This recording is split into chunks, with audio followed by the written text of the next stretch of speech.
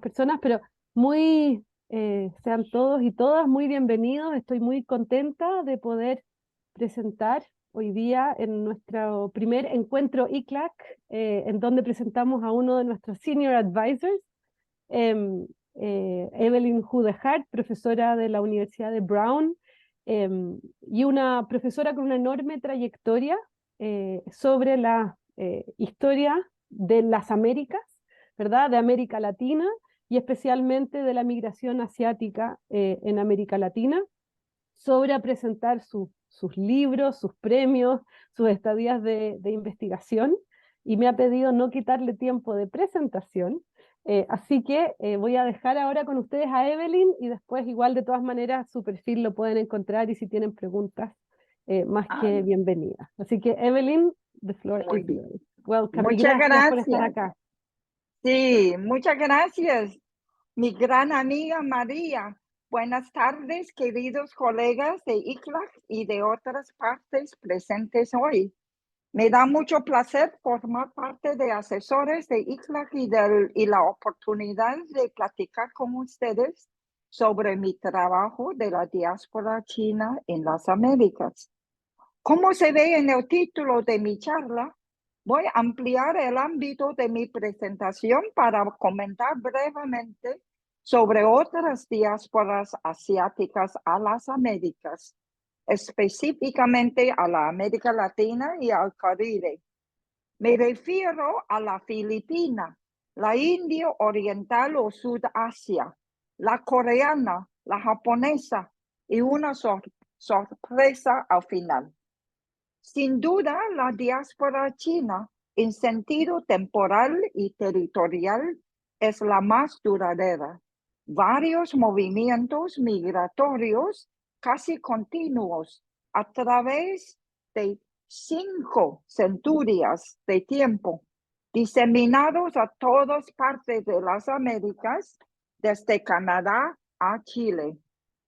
Esta charla mía representa mi punto de vista como historiadora académica científica de América Latina y el Caribe, de estudios asiático-americanos y de una persona de ascendencia china, nacida en China, con formación de juventud bajo el Imperio Británico de Hong Kong y que ha vivido la mayor parte de la vida en los Estados Unidos, inicialmente como refugiada, luego naturalizada estadounidense.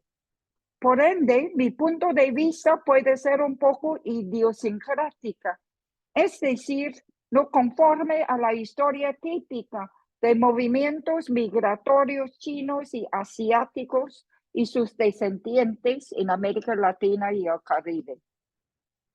Para empezar, una definición sucinta del concepto de diáspora, un término poco usado hace poco, pero ahora cada día más común en la academia, tanto como en las vías populares como las medios de comunicación. Una diáspora representa movimientos migratorios de gente de un origen, una tierra natal, a múltiples destinos del mundo. En algunos casos, no todos, significan una salida traumática, forzada, violenta, no voluntaria. Así que inicialmente se aplicaba el concepto diáspora a los judíos dispersados de su tierra natal hace miles de años y a los africanos esclavizados. Hoy día se ha generalizado el concepto para aplicar el término a muchos movimientos migratorios bajo condiciones variadas. La historia de la diáspora china a las Américas, que yo construyo, empezó con la formación del Imperio Español del Atlántico al Pacífico, resultando en el primer imperio global y el primer ejemplo de la globalización moderna. Con la colonización de las Filipinas en 1565, los españoles y los novohispanos de la Nueva España o México conectaron Asia y América, efectuando no solo el intercambio de plata americana y mercancía china, sino también la circulación de gente, la migración, y así el intercambio de cultura y cambios demográficos. Desde este principio se nota, y yo sostengo, que la diáspora china y de otros asiáticos a las Américas se han ligado estrechamente con la historia de los imperativos y requisitos de los imperios occidentales y americanos.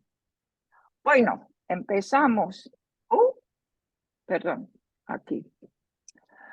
Muchos de ustedes ya saben algo de los chinos en las Américas, como por ejemplo los chinos a California para trabajar en las minas de oro y para construir la gran obra pública del ferrocarril transcontinental que conectó el oeste de los Estados Unidos al este de los Estados Unidos.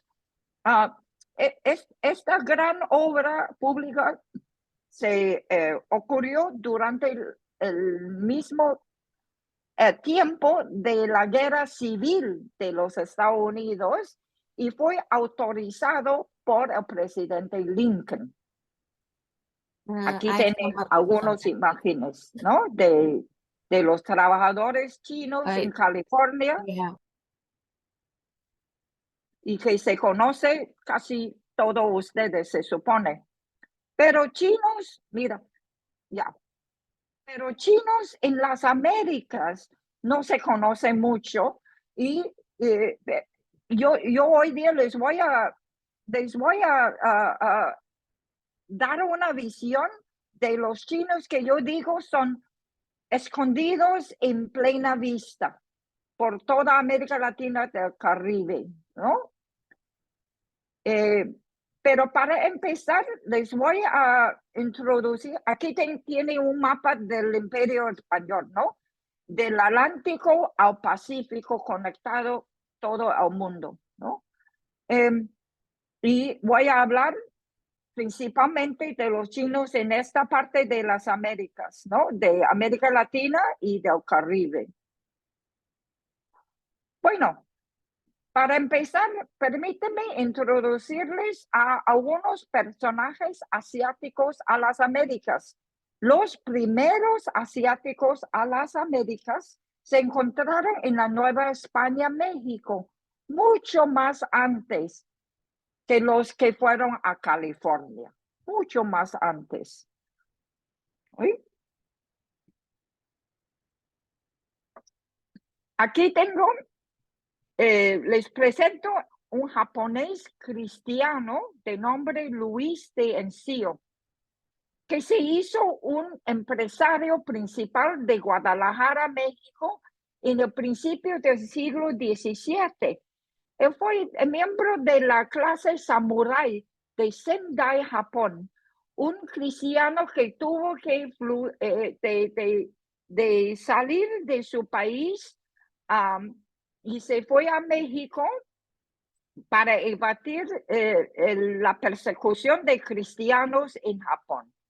En Guadalajara se hizo un asesor financiero a la Iglesia Católica, se casó con una familia, con una mujer de una familia española en Guadalajara, cuya hija también se casó con otro japonés inmigrante de nombre Juan de Páez. ¿Cómo sabemos de la vida de este interesante inmigrante japonés tan temprano a México? Bueno, aquí tenemos un contrato que hizo Luis de Encio con su socio mexicano o española en Guadalajara. ¿Para qué? Para fabricar tequila. Ustedes saben que la tequila es producto natural de Guadalajara, ¿no? Y este contrato se trata de 1634 con la firma en japonés de Juan de Encio. Otro inmigrante temprano asiático es una mujer de musulmán de nombre Mira, que vino del Imperio Mughal de India y se llegó a México en 1619. Ahí se cambió su nombre a Catarina de San Juan, se convirtió católica y murió una beata en Puebla, mexicano. Luego, memorializado en la cultura popular de México como la China poblana. Algunos personajes notables en la política y la cultura popular de América Latina, Caribe, de ascendencia asiática del siglo XX y XXI. Aquí tengo, les presento a Tu Arthur Chong, primer presidente de Guyana independiente. Hijo de inmigrantes chinos y nació en Guyana, luego se distinguió en su carrera de abogado y juez. Pero más conocido en Guyana era el Cheddi Jagan. Cheddi Jagan fue primer ministro y presidente de Guyana independiente. Era hijo de inmigrantes contratados a trabajar en las plantaciones de azúcar de Guyana, reclutado por los británicos para reemplazar mano de obra esclavos. Ustedes todos, sin duda, conocen a Alberto Fujimori, presidente de Perú por 10 años, hijo de inmigrantes japoneses. Mientras que todos en Perú y en el mundo saben que Fujimori es japonés, ascendencia japonés. Sin embargo, todo el mundo en Perú y en otras partes lo conoce como el chino, porque ese término de chino significa todos asiáticos, ¿no? Y no solo gente del país China. Quizá ustedes conocen este chino distinguido en la política mexicana, Miguel Ángel Osorio Chong. Era gobernador del estado de Hidalgo, pero luego fue secretario del ministro de Gobernación del presidente Peña Nieto del partido PRI en los años 12 hasta 18. Miguel Ángel Osorio Chong. Quizá ustedes también conocen este japonés brasileño y que es según el Guinness World Record, el autor más prolífico de todo el mundo porque ha escrito más de 1000 libros, ¿no? De todos tipos de temas, ¿no? Inoue, escribe en portugués. Y mucho más conocido es V.S. Naipaul, Indo-Trinidad, de Trinidad y ganador del Premio Nobel de Literatura. Es un fantástico escritor, pero un personaje un poco complicado. También se conoce los literatos, se conoce algunos poetas de Sudamérica como José Watanabe, que es de Perú, de ascendencia japonés, o de Pedro Shimoze, que es de Bolivia, pero también de ascendencia japonés. También Siuhan Muan o José Sil, de Perú, que escribe sobre su juventud en el barrio chino de Perú y escribe en español. Quizá conocen ustedes la muy popular, cantante popular mexicana de nombre Ana Gabriel. Ana Gabriel es nieta de un chino de México. Aquí se ve una foto de Ana Gabriel en su traje chino, ¿no? Ana Gabriel. Y quizá ustedes conocen también este chino jamaiquino, que es un billonario y un filántropo. Él es hijo de madre y padre afro-chino jamaiquino. Y ahora vive en Toronto, Canadá, y también en Jamaica. Y muy conocido. Seguramente todos ustedes conocen este gran pintor, gran artista cubano de nombre Wilfredo Lam. Wilfredo Lam es hijo de padre chino y madre afro-cubana. Más tarde voy a hablar un poco más de Wilfredo Lam. Su apellido Lam, claro, es chino, ¿no? Otro chino menos conocido fuera de Cuba, pero muy conocido en Cuba, es el afro-chino santero del Lucumí, de la santería, que es la religión afro-cubana de Cuba. Aquí se ve en su estudio En Regla Cuba, José Un. Bueno, para resumir esta historia, estos personajes representan una larga historia de diásporas chinas y asiáticas a América Latina durante 5 centurias. He identificado 5 diásporas asiáticas a América Latina Caribe. Primero, la diáspora filipina del siglo XVII al VIII. Bueno, ustedes saben que Colón perdió su camino y nunca llegó a las Indias, pero de Nueva España salieron otros novohispanos para llegar a las Indias o a la Asia y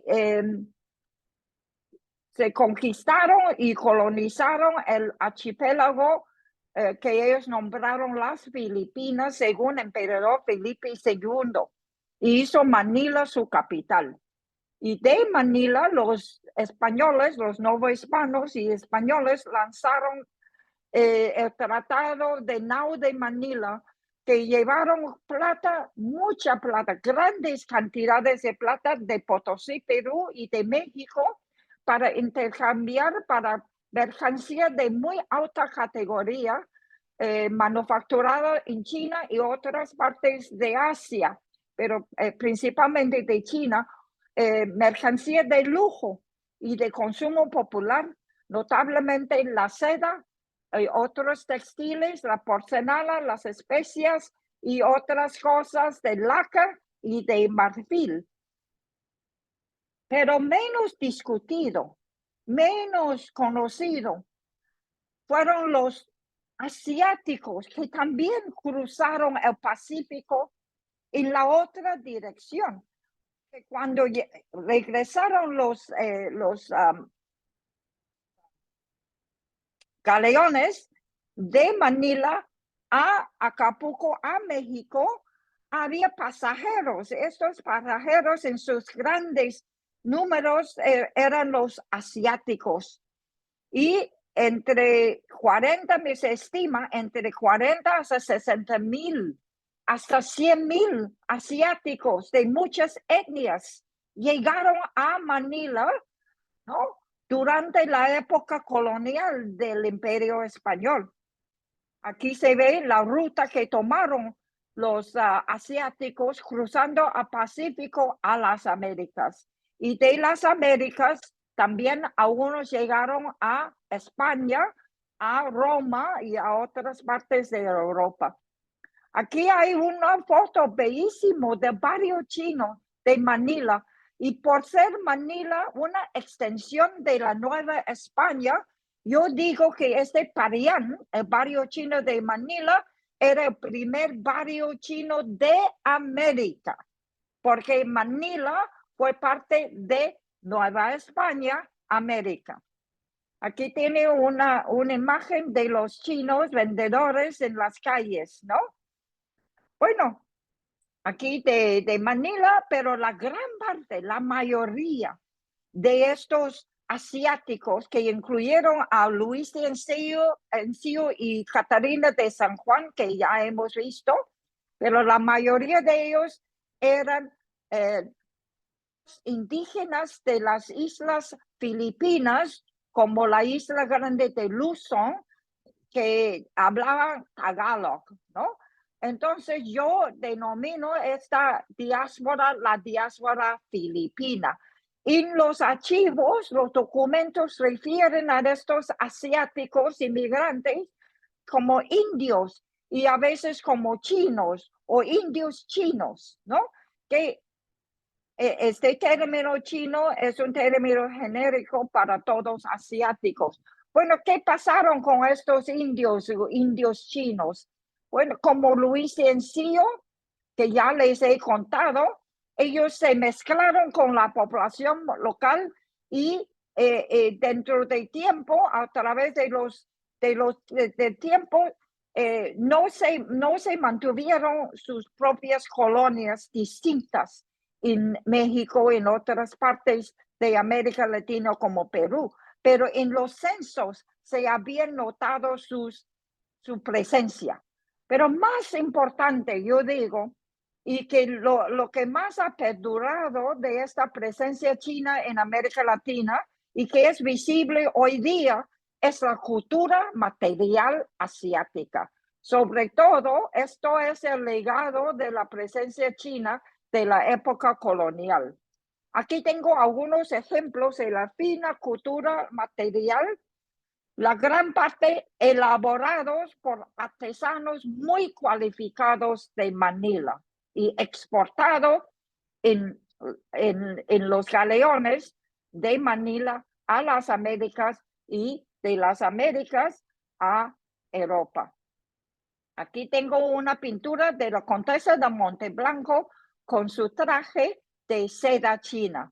Otra pintura que hoy día se encuentra en el Denver Art Museum es también una dama elegante con su traje de seda china.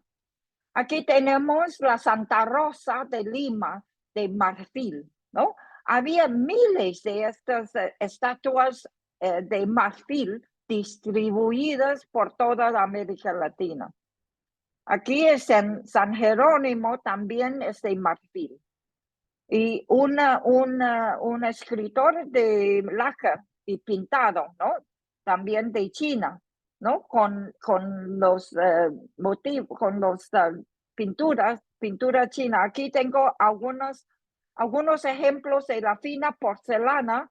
Aquí hay una de la dinastía Ming, temprano, ¿no?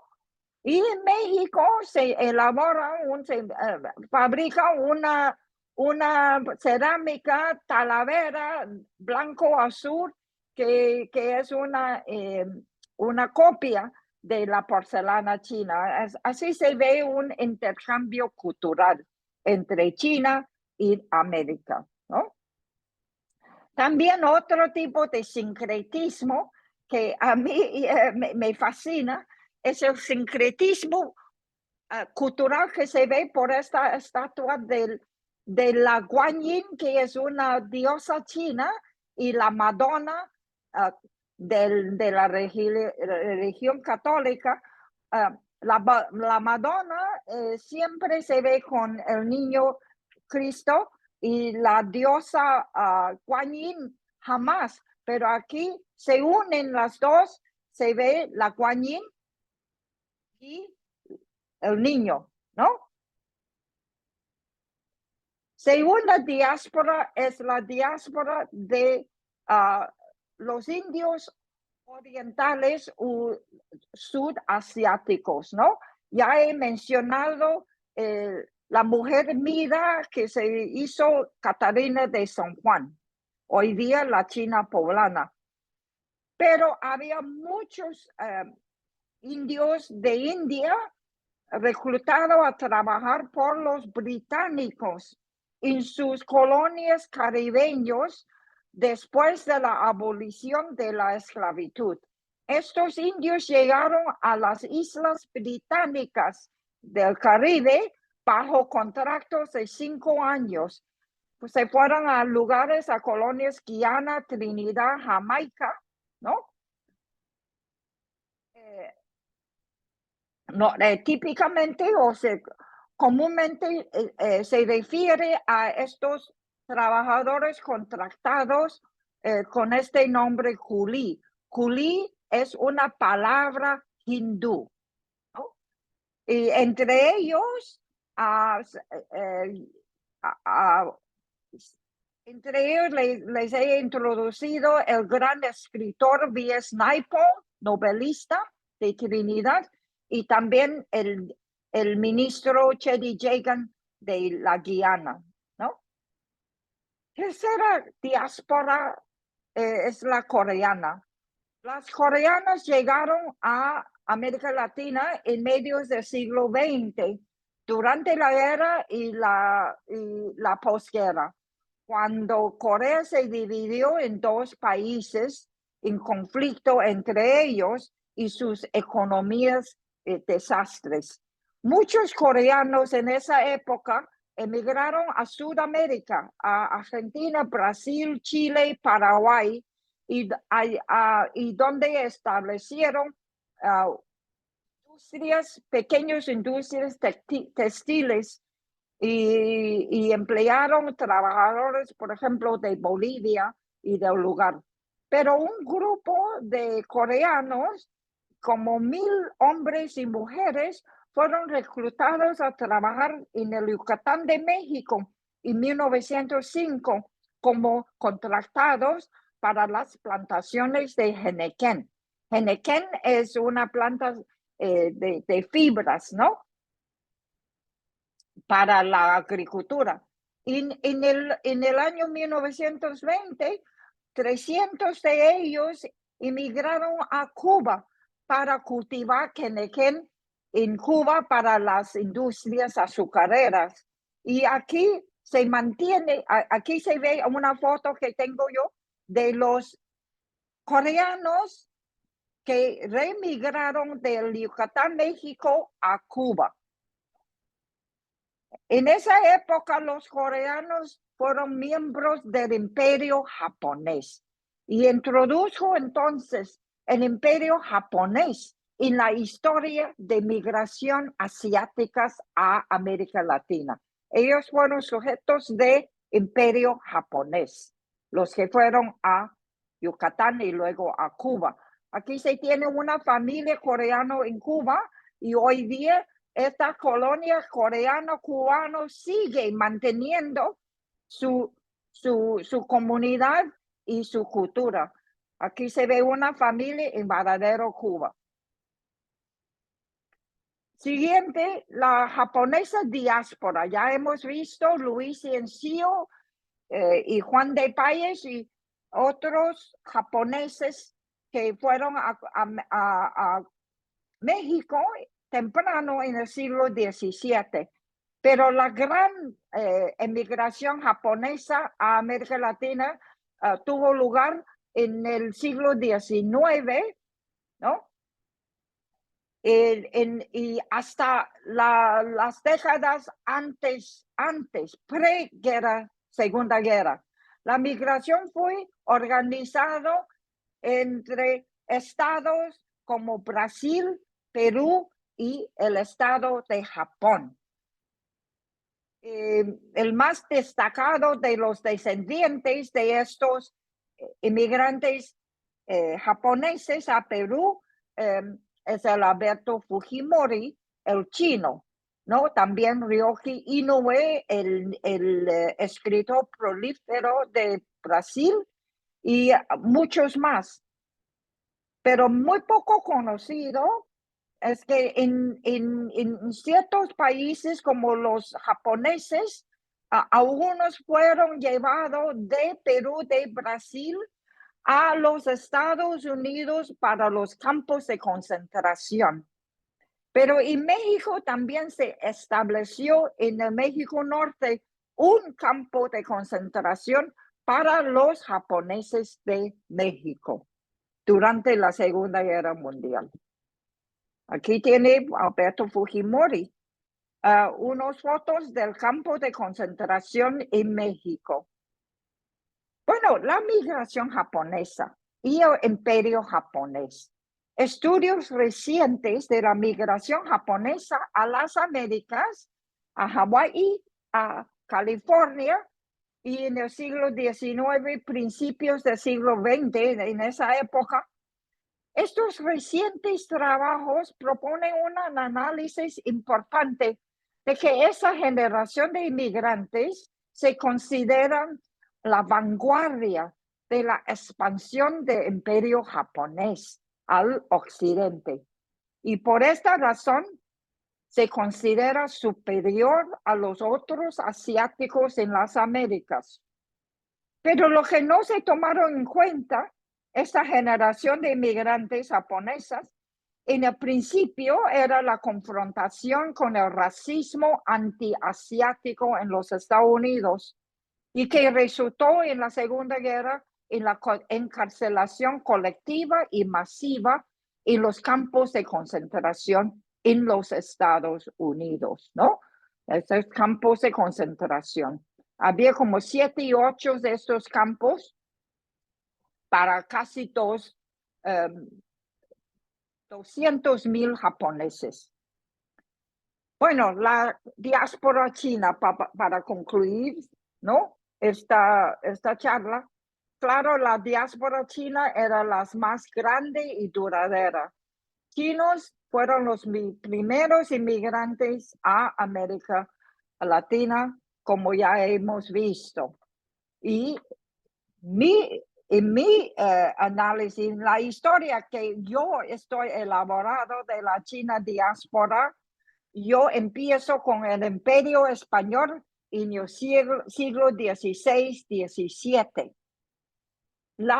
Pero la inmigración masiva, ¿no?, de chinos a las Américas no empezó hasta mediados del siglo XIX, a California y el oeste de los Estados Unidos, y a Cuba y el Caribe, y a Perú y Sudamérica.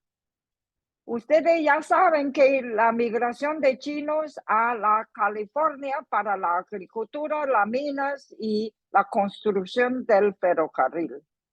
Pero en el siglo XIX, los americanos, los Estados Unidos, ¿no?, también estuvo en medio de formar su imperio territorial, del oeste de los estados hasta del lado atlántico, la costa pacífica. En esta formación del imperio americano territorial continental, digamos, los norteamericanos, tomaron casi la mitad del territorio del país México.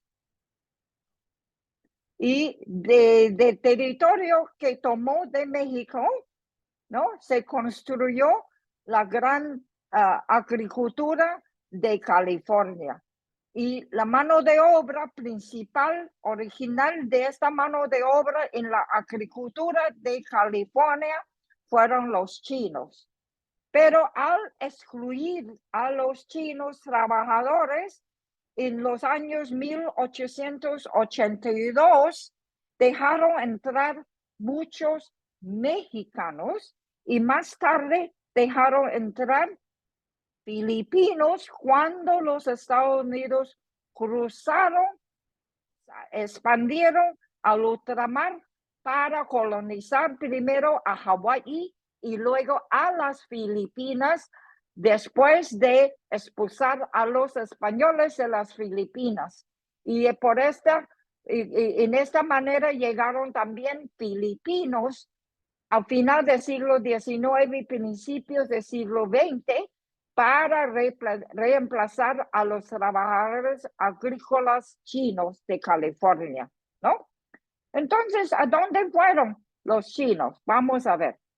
Primero, en el siglo XIX, cuando muchos de chinos fueron a California, muchos más también fueron a Cuba y a Perú como contratados, los coolies, para trabajar en las plantaciones de azúcar en Cuba, de algodón y de las minas de guano en Perú. Pero entre estos coolies había también algunos inmigrantes que llegaron con capital y que prosperaron en Cuba. Después de esta época, los chinos se dirigieron a México, sobre todo a México fronterizo con los Estados Unidos, cuando los Estados Unidos no dejaron ya entrar más trabajadores chinos después del acto de exclusión chino de 1882. Mira, ¿de dónde vinieron estos chinos? La gran parte de ellos vinieron de esta parte, una parte muy reducida de la provincia de Guangdong, arriba del río Perla, de Hong Kong de un lado, que era propiedad o colonia británica en el siglo XIX, después de la guerra de opio, pero también de la colonia portuguesa de Macao, de los portugueses, ¿no? Estas dos colonias, ¿no? De Macao, de los británicos, en la boca del río Perla, sube el río Perla, esta parte del cantón que se llama, que es la Perla, la río Perla, ¿no? La gran parte, casi todos, de los inmigrantes a Cuba, a Perú, a México, salieron de esta parte bien reducida de la provincia de Cantón, ¿no? De parte de algunos contados, lo más conocido quizá es el Toisán, ¿no? Toisán, del Río Plata, del delta del Río Plata. Entre ellos habían algunos que se identificaron como Hakka. Hakka no es una etnia distinta de los otros chinos de Cantón, sino, dicen los antropólogos, un subetnia, que tenían sus propios idiomas, su propia cultura. Por ejemplo, las mujeres Hakka no se dice desde los pies, ¿no? De no dejar crecer los pies, ¿no? The bound feet, ¿no? Las mujeres Hakka no practicaban esta práctica con los pies. Entonces, había muchos Hakka que emigraron a la colonia británicas caribeñas, pero los demás, ¿no? Del río Perla fueron a otras partes de las Américas, desde Canadá hasta Brasil. Es decir, que estos chinos del siglo IX, principios del siglo XX, que emigraron a las Américas, eran chinos homogéneos. Porque China es un país muy grande, con muchos idiomas y muchas distintas culturas, ¿no? Pero en cuanto a estos inmigrantes chinos a las Américas, era un grupo bastante, o digo yo, muy homogéneo, que hablaban idiomas que se entendieron entre ellos, que practicaban una cultura que se entendieron, que se practicaban juntos, ¿no? Y por esta razón se han podido estos chinos, ¿no? Formar sus asociaciones y sus casinos y sus comunidades, ¿no? Claro que había conflictos, pero en su fundamento los conflictos no eran muy intensos, aparte de del conflicto entre los Hakkas y los otros cantoneses. Una cultura homogénea, ¿no? Entre estos chinos inmigrantes de esa época. Y ellos cruzaron el Pacífico, cruzaban los galeones de Manila de siglos antes, ¿no? Cruzando el Pacífico en los barcos de vapor a Canadá, San Francisco, México y Perú. Pero los que se dirigieron a Cuba, tuvo que viajar mucho más largo tiempo, por mucho más largo tiempo, porque pues tuvo que cruzar primero todo el Océano Índico para llegar a África Sur y luego entrar en el Atlántico para llegar en el Caribe, porque esa fue época antes del Canal de Panamá, ¿no? No había manera de cruzar el istmo por las condiciones muy difíciles, ¿no? Bueno, entre los chinos eran estos gentes, empresarios industriales muy destacados, como Pao Sanja. Mira, el señor Pao y su esposa peruana, española peruana, su casa muy fina, ¿no? Muy bien, y su hacienda y su fábrica, ¿no? Esa es de la industria de Pausanya de Perú. Pero entre los chinos que fueron a Cuba, ¿no? La mayoría eran hombres y fueron en condiciones de culío o de contratados de 8 años. Pero algunos de ellos participaron en las guerras de independencia contra los españoles y se les dieron el honorífico de ser un mambise, ¿no? Para la independencia cubana. La mayoría de ellos trabajaron ¿no? En el campo de caña, y aquí tenemos algunas imágenes, algunas fotos de los trabajadores chinos en Cuba. Pero para mí muy interesante son los contratos que llevaron estos chinos contratados, porque había en todos los contratados que llegaron a Perú o a Cuba un contrato, pero era un contrato bilingüe, una versión en español que dicen que era parte del proyecto de emigración, y se denominaron a estos chinos no como culís ni como trabajadores, sino como colonos asiáticos. Mientras que en la versión china, ¿no? Se recuerda que estos son contratos bilingües, se dice claramente que es un contrato de trabajo, contrato, 合同，工作 trabajo, ¿no? Un contrato de trabajo. Hoy no tenemos tiempo de discutir, de explicar por qué hay esta gran diferencia en términos. Los chinos culís en Perú, durante la Guerra del Pacífico, ¿no? Se encontraron con los chilenos durante la Guerra del Pacífico. Yo estoy seguro que ustedes en Chile conocen este episodio, cuando durante la Guerra del Pacífico en 1881, cuando las tropas chilenas, el ejército chileno invadió a Perú, donde se encontraron a muchos culís en las plantaciones costeñas de chinos, y estos chinos en centenares, hasta 2000 o más, se aliaron con los chilenos contra los peruanos.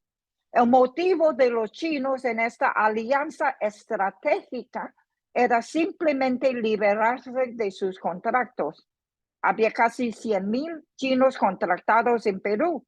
También había chinos trabajadores en las minas de Iquique. Después del triunfo de Chile en la guerra, se alabaron a algunos chinos liberados por ser patriotas chilenos y los pensionaron. Yo digo que este fue el primer encuentro significativo entre chilenos y chinos. Y después, del siglo XIX, después de la época de los contratados, había una nueva época de inmigrantes libres u voluntarios pero también mayormente hombres a toda América Latina, ¿no? Centroamérica, Perú, Cuba, pero específicamente y principalmente al México Norte, con la frontera, la zona fronteriza con los Estados Unidos. ¿Por qué? Porque trataron de cruzar la frontera clandestinamente en el principio. Y esos chinos se establecieron en todos los pueblos grandes y pequeños en la zona fronteriza y había aprecio, pero al mismo tiempo resentimiento de estos chinos de la esquina, los tenderos y bodegueros populares, y estos bodegueros generaron violencia, mucha violencia contra los chinos. Durante la época de la Revolución Mexicana había violencia frecuente contra esos chinos bodegueros. Pero en el 2011, en el principio, en los brotes de la Revolución Mexicana, tropas revolucionarios bajo mando de Emilio Madero, hermano de Francisco Madero, líder de la Revolución Mexicana, mataron. Estas tropas revolucionarias mexicanas mataron a más de 300 chinos trabajadores en el pueblo, en la villa de Torreón, cerca de la frontera. Y más tarde, en los años 30, principios de la Gran Depresión, el estado de Sonora, fronterizo con el estado de Arizona de los Estados Unidos, expulsó a como 5,000 chinos del estado de Sonora, juntos con sus mujeres mexicanas y sus hijos mestizos. Estas mujeres mexicanas que se casaron con chinos perdieron su nacionalidad mexicana. Y aquí tengo una foto de un chino clandestino, ¿no? Cruzando la frontera clandestino. Y aquí tengo una foto de un chino en Cantón con su familia expulsada de México, la mujer, la esposa mexicana y los hijos mestizos. Algunos de los chinos también trataron de cruzar la frontera disfrazados como mexicanos, ¿no? Y había también entre esos chinos y México grandes industriales como este chino mexicano Wong Fung Chok, y tenía sus grandes haciendas de agricultura con la maquinaria más moderna, la tecnología más avanzada, ¿no? También estableció Wong Fung Chok una escuela en México para enseñar a los hijos de los inmigrantes colonizadores chinos en México una educación bien moderna, hasta la música, ¿no? Una banda. Bueno, y hoy día, la onda de inmigrantes chinos, ¿no? Hoy día se encuentran muchos chinos en las grandes ciudades, más bien urbanas, en las grandes ciudades de México, de Lima, de San Paulo, de Río, de Santiago, Chile, y por todas partes de América Latina, y en países pequeños como Surinam, en la parte norte de Sudamérica y la costa caribeña. Es decir, hay chinos ya por todos lados de América Latina, Sudamérica. Estos nuevos inmigrantes, Xin Yimin en chino, nuevos inmigrantes, ¿no? Yo creo que viene en la sombra de la franja y la ruta iniciativa de Xi Jinping para conquistar el mundo del comercio. Los profesores María Strabucci Carochan y María Elvira Ríos han compilado ensayos muy interesantes de estos recientes inmigrantes chinos en Chile, en su libro Chineseness in Chile. Bueno, mi pregunta, terminar mi charla hoy, mi pregunta es que si la China de hoy día de Xi Jinping está estableciendo un nuevo tipo de imperio en las Américas y en todo el mundo. Aquí se tiene algunas fotos de estos grandes mercados o pasares chinos. Tepito en México, en San Paulo, Brasil, ¿no? Y se ve que la franja en la ruta con sus grandes inversiones en muchas partes de América Latina, ¿no? Y por último, he identificado una nueva diáspora asiática a América Latina. Y yo me refiero a refugiados de las guerras antiimperialistas, anticoloniales de sureste Asia, de los países Vietnam, Camboya, Laos, para reasentar a estos refugiados después de muchos años en los campos de refugiados de Tailandia, de Filipinas, de Guam. Claro que la mayoría de ellos se encontraron asilios en los Estados Unidos y en Francia, pero un número reducido, pero sino notable, no grande, pero notable, se dirigieron a países sudamericanos, se reasentados en países sudamericanos como Paraguay, Argentina, Brasil. O sea, se encuentran ya vietnamitas, algunos de ellos de ascendencia chinos también. Vietnamitas de Camboya, de Laos, ya en Sudamérica. Y un grupo de refugiados de la etnia Hmong de Laos se encuentra hoy día en la Guiana francesa, en Cayenne, en la Guiana francesa. Y algunos de ellos se reemigraron al país vecino de Surinam, antiguamente la Guiana holandesa, donde yo encontré con ellos hace poco. Para concluir, yo me pregunto si hay un emblemático asiático latinoamericano, alguien que capta la corazón, ¿no? Y el espíritu esencial de ser asiático o de ascendencia asiático en América Latina y el Caribe.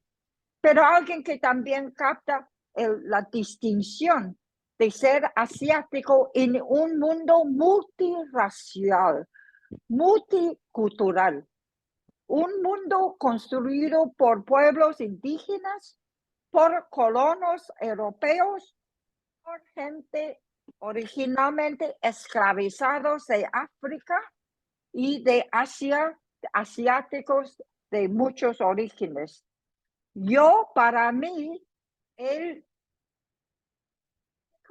chino más distinto y más típico en ese sentido son los afrochinos caribeños, entre ellos el famoso Wilfredo Lam. Ahora no tengo tiempo, pero he hecho bastante investigación sobre la vida de Wilfredo Lam, sus padres chinos, su madre africano, y su vida y su pensamiento, su arte de afrocubanidad. Imagínense que el que capta más bello y de manera más intensa la esencia de afrocubanidad es un hijo de un chino a Cuba, ¿no?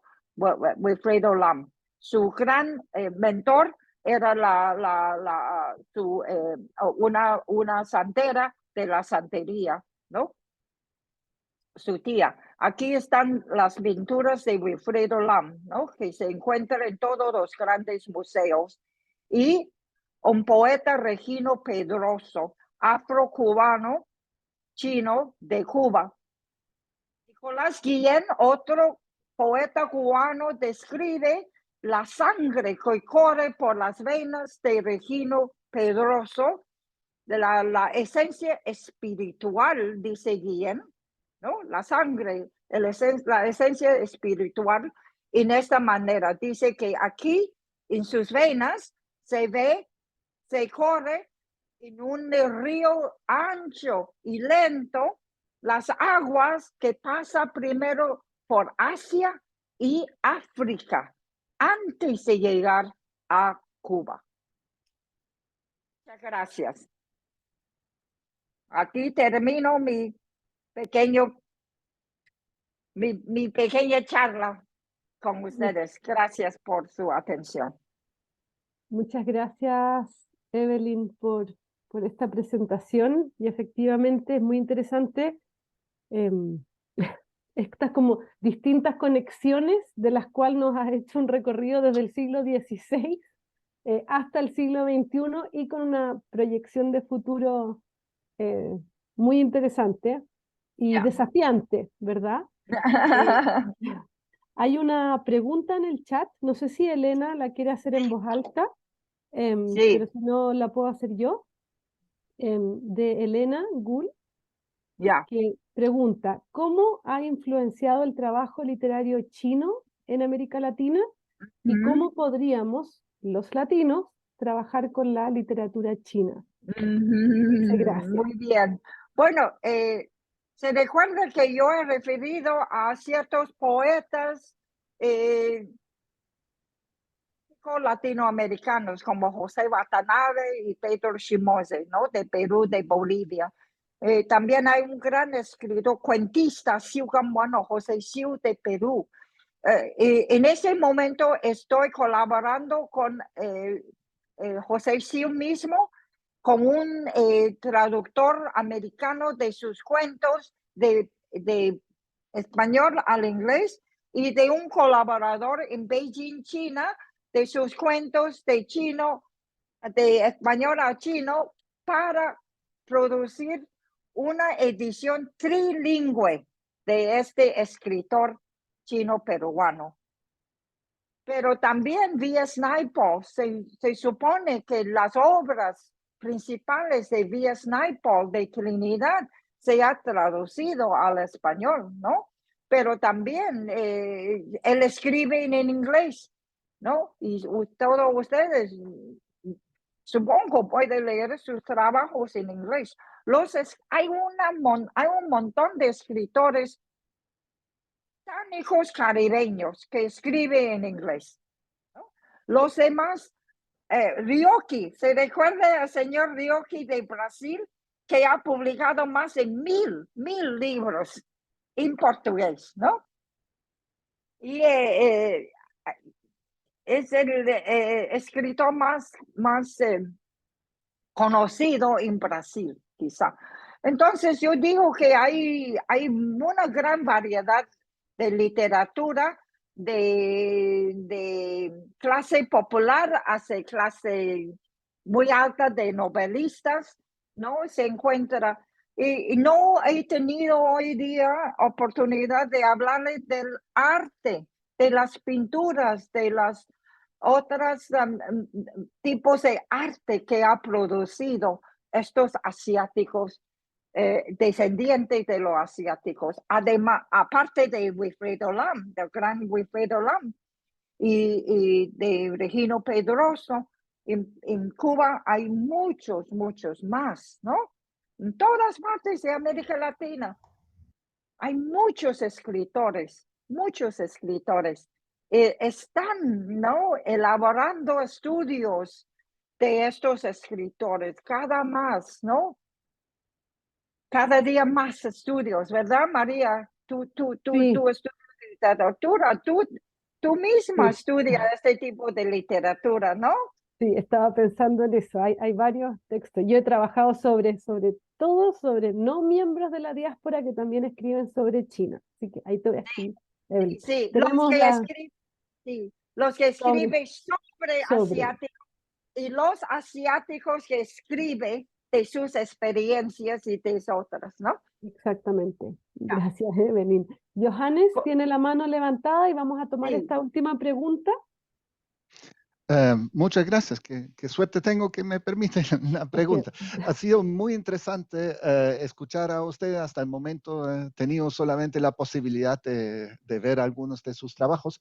Me acordé mucho del tiempo cuando yo estaba haciendo mi doctorado en Múnich, porque allá tenía un profesor que trabajaba precisamente el tema de la diáspora moderna, y él también hacía mucha referencia a V.S. Naipaul, por ejemplo, ¿no? ah, Entonces, ajá, me acordé mucho de eso, y él siempre insistía, si bien en la diáspora moderna el tema de la violencia de la expulsión tal vez no se cumple, se reinterpreta, ya, él igual hacía siempre énfasis en que de algún modo sigue existiendo el homing desire o el deseo más bien abstracto de un retorno, ya que eso puede sí, volverse más simbólico que efectivo.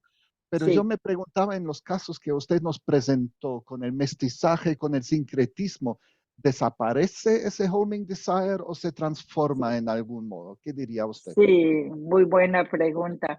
Bueno, el concepto de diáspora Ujú. incluye ese deseo de regresar, ¿no? De volver, ¿no? Pero la manera de volver puede tomar varios modos, ¿no? No solo físico, ¿no? Puede ser, ¿no? De otra manera de volver, ¿verdad?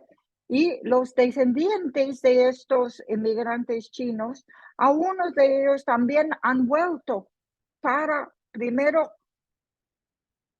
conocer la tierra natal de sus padres, de sus antepasados, pero yo digo también para introducir al pueblo de la tierra natal de sus antepasados su nueva vida en América Latina y en las Américas.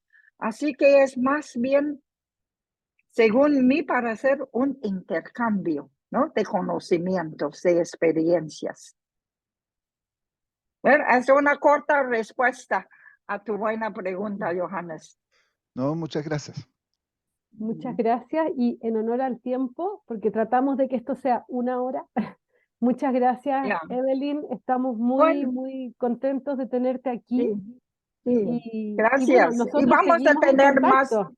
Sí, vamos a tener más oportunidades porque yo soy parte de la colaboración con ustedes, ¿verdad?